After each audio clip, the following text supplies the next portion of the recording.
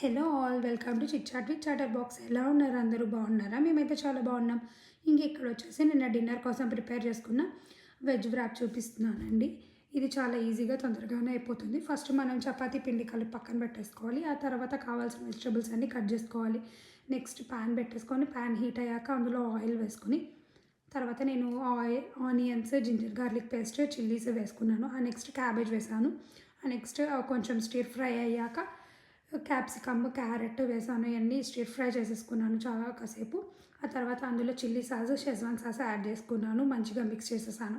ఇంకా లాస్ట్కి గరం మసాలా వేసి ఒక 5 మినిట్స్ దాన్ని ఉంచి ఆ తర్వాత పక్కన పెట్టేశాను. ఇంకా నెక్స్ట్ రౌండ్గా చపాతీ చేసేసుకున్నాను.